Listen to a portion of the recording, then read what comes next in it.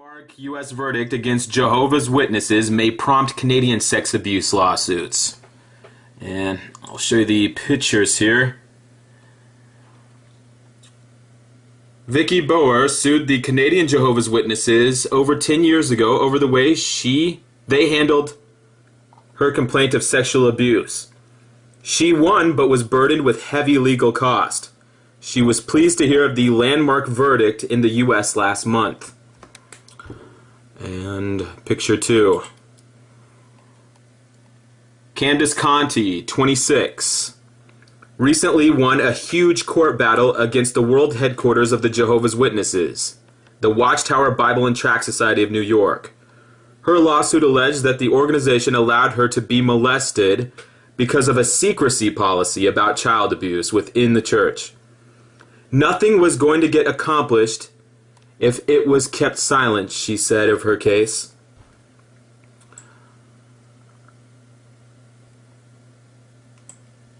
Candace Conti said the abuse began when she was 9 years old, distributing Bibles door to door with a fellow churchgoer, a loud, hulking man named Jonathan Kendrick. It was the mid-1990s in Fremont, California. Conti's parents were having marital problems. Her mother was sick and distracted, so the little girl found family in her tight-knit Jehovah's Witness congregation, and Kendrick found a victim. For 2 years, Conti says, Kendrick repeatedly molested her, most frequently when she went out with him to proselytize. When he hugged her, she was afraid of being crushed. I was very scared, Conti, now 26, told the Star from California. She later learned that she was not Kendrick's first victim, that he had been convicted in 1994 of child molesting. And then he went proselytizing with Jehovah's Witnesses and a child. That led to her suing the Watchtower Bible and Tract Society of New York, Inc., the corporation that oversees Jehovah's Witnesses, on the grounds that the elders of her congregation knew of Kendrick's record and did nothing to protect her. They knew the man was a convicted child molester, and he'd sent him out in service with a small girl. Taking Bibles door to door. Last month, in a landmark ruling, a California jury sided with Conti, ordering the Watchtower to pay nearly $25 million in damages to Kendrick, and Kendrick to pay about $3 million. Yeah, I'm sure he's good for it. This was about telling the Watchtower that they gotta change, says Conti's lawyer, Rick Simons. They're the last ones to be keeping this secret. In the wake of this legal victory, some observers predict similar lawsuits may be filed in Canada, where there are more than 110,000 practicing Jehovah's Witnesses and numerous former members. Unlike sex abuse cases involving the Catholic Church, which have received wide public attention in recent years, Conti's case shines a rare spotlight on sexual abuse within Jehovah's Witnesses. Conti, who as a sex abuse victim had the right to have her name kept out of the media, chose instead to go public with her case. She deliberately wanted to focus public attention on what she sees as the church's extreme secrecy. Elders hushing up victims, abused children having to produce independent witnesses, victims being made to confront their abusers face to face. The hell is wrong with these people? She also alleged that the Watchtower had a policy since 1989 of instructing elders to keep accusations of child abuse secret. Lawyers for the Watchtower are appealing last month's verdict because they're being directed by Jesus in heaven. But observers say that that's what Jesus would want. They're sure getting a bloody nose over this one, said retired University of Lethbridge professor James Penton, himself a former Jehovah's Witness and the author of 3 books on the denomination. This will cause many people to have nothing to do with them. Who the hell would read this article and still want something to do with Jehovah's Witnesses? What kind of idiot is going to read this or see this on TV and go out and join Jehovah's Witnesses? But you know there are some of them. They'll do it. and many people within the movement to question what's going on. Don't count on it. Pinton, 80, doesn't think child abuse is any more common in Jehovah's Witnesses congregation than in any other religion or group. He also said many elders obey laws on informing authorities of suspected child abuse. The Watchtower's policy on child protection explicitly states elders should take this step. Not exactly. Depends on what state you're in. It depends on the jurisdiction. Jehovah's Witnesses elders will always do the absolute minimum required by law. And it only pertains to the liability of the Watchtower organization. That's the only purpose of it. They keep sending out various messages to the local elders telling them to keep this sub rosa. The terrible, nasty aspect to the whole thing is the cover-up, Pinton said. According to Simons, documents presented as evidence in the Conti lawsuit proved that the elders had been encouraged by the Watchtower not to raise Kendrick's abusive past. The lawsuit alleged that this silence allowed Kendrick to abuse Conti. The Watchtower did not return a request for comment from the Star. Wait, aren't these the same people that come to your door unannounced and start talking to you whether you like it or not? That's strange. The Jesus Christ representatives on earth, they want to sit this one out. They don't want to say anything right now. I guess you just have to wait until they knock on your door. But Jim McCabe, a lawyer for the organization, said in a statement following the Conti verdict that Jehovah's Witnesses respectfully disagree with the jury's decision.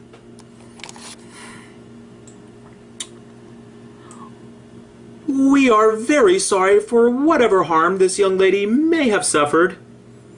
However, the organization is not responsible. I remember Jesus said the exact same thing when he was on trial for covering up child molestation. Straight out of Jesus' mouth. You can see the Christianity just pouring out of these people. Said McCabe, noting the lawsuits was based on the alleged misdeeds of a member who held no position of leadership or authority. Wait a minute. Hold the fucking phone. You just read that this Jehovah's Witness was going door to door, handing out Bibles alone with a little girl when the elders knew he was a convicted child molester. You talk about leadership and authority? Where do you get off? Okay, who was leading the service group then? The little girl? Where were her parents? Where were the elders that knew that she was alone with a child molester? Authority? What the fuck are you talking about? Let me tell you something. You leave a child alone with a child molester? What authority are you describing? Who has the authority in that situation? Is the little girl in control of the man who she said was afraid was going to crush her? Leadership! Who the fuck is talking about leadership? Leadership or authority? Nobody's taking authority. Have you been in Jehovah's Witness? The whole thing's a hierarchy. It's very clearly defined who has the authority in any given situation. And Jehovah's Witnesses will be the first to let you know who's the authority in the room. Now all of a sudden, a child has been molested multiple times. Millions in damages are going to be meted out, and now all of a sudden there's no authority in the situation. There's no leadership. Jehovah's Witnesses is all just people doing whatever they want. Jehovah's Witnesses abhor child abuse and strive to protect children from such acts. How? Give me an example. Is there an example written here? No. Maybe next time. He said, they also reject allegations that the church has a secrecy policy concerning child sex abuse. We'll never know because the elders' book is secret. So there's no way to confirm that. Critics of the church believe there could be Canadian followers whose claims of sexual abuse were swept under the rug in the past, who may now file their own suits, having seen Conti defeat the Watchtower and its lawyers in court. It can be done. Barbara Anderson, a former Jehovah's Witness who worked at the Watchtower, runs a website called WatchtowerDocuments.com from her Tennessee home. She told the Star that since the Conti ruling, Her 10,000-member discussion board, which includes many Canadians, has lit up with people telling their own stories of abuse and wanting to know how to pursue action. Conti's lawyer, Simons, said he has had calls from people around the world saying through a similar experience in their Jehovah's Witness congregation. All of this publicity is precisely what Conti had hoped her suit would achieve. Nothing was going to get accomplished if it was kept silent, she said, defending her decision to go public with her story. In my mind, it's a good start to obtaining a goal to protect children in the future. Here in Canada, Vicky Bear had hoped to shine a light on abuse within Jehovah's Witnesses communities when she filed a civil lawsuit against Watchtower Bible and Tract Society of Canada and the elders of her congregation more than a decade ago over how her complaint of sexual abuse had been handled. Bear told the court that in the 1980s, between the ages of 12 and 16, she was abused by her father. They belonged to a Jehovah's Witness congregation in Shelburne, Ontario, and when she told church elders, she was forced to go over her allegations in detail in front of her father. All right, Vicky. Now, your father is sitting here at the table across from you. Tell us again about the part where he put his cock up your butthole. Don't leave out any details. That's going to be an awkward car ride home. Jehovah's Witnesses have a strict rule that the accused produce an independent witness of the alleged wrongdoing. As well, Watchtower policy states that when a Jehovah's Witness is accused of abusing a child, elders must meet with them both, with both the accused and the accuser, individually and then together. Are you gathering that? Meet with the accused and the accuser individually and then together. Little children sitting across the table in a back room with the door closed, sitting at a table with the person who raped them. If during that meeting the accused still denies the charges and there are no others who can substantiate them, the elders cannot take action within the congregation at that time, says the Watchtower's online child protection statement. That must be how they're protecting children. Why not? As a Bible-based organization, we must adhere to what the scriptures say.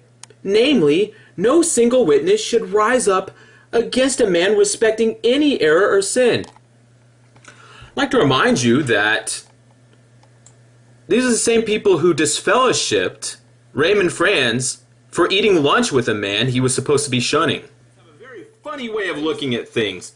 They have a very curious concept of right and wrong, and justice for that matter. According to former members, elders have told children and their families that if there are no witnesses to the alleged abuse, then they should not speak about it, as that would be slanderous.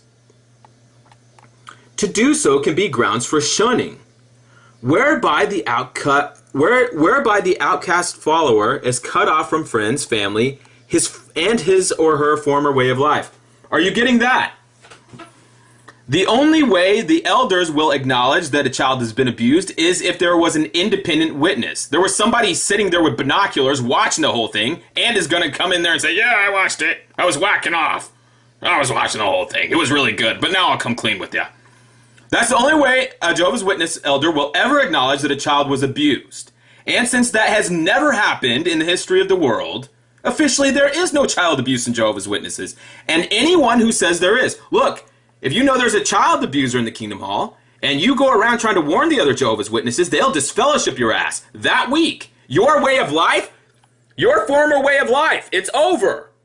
You either choose between shunning and secrecy, or warning families, warning children, and losing your former way of life. Your life is over. Officially, there is no child abuse in Jehovah's Witnesses. There never has been, because it's never been independently witnessed by anyone. His favorable verdict left her extremely happy, Bear said. I applaud her that she did it too, because it takes an extreme amount of belief in yourself and what you're doing. These acts of abuse just have to stop. Be molested because of a secrecy policy about child abuse within the church. Nothing was going to get accomplished if it was kept silent, she said of her case.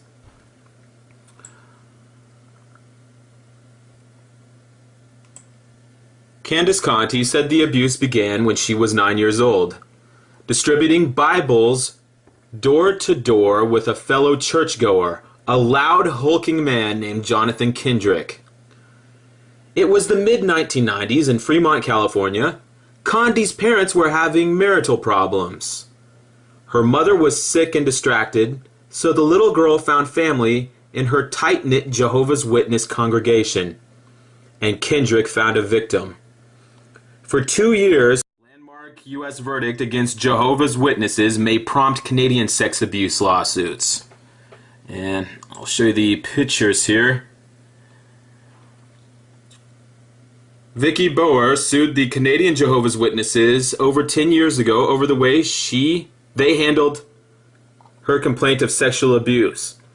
She won, but was burdened with heavy legal costs. Conti says Kendrick repeatedly molested her, most frequently when she went out with him to proselytize. When he hugged her, she was afraid of being crushed. "I was very scared," Conti, now 26, told the Star from California. She later learned that she was not Kendrick's first victim. She was pleased to hear of the landmark verdict in the U.S. last month. And picture 2. Candace Conti, 26, recently won a huge court battle against the world headquarters of the Jehovah's Witnesses, the Watchtower Bible and Tract Society of New York. Her lawsuit alleged that the organization allowed her to be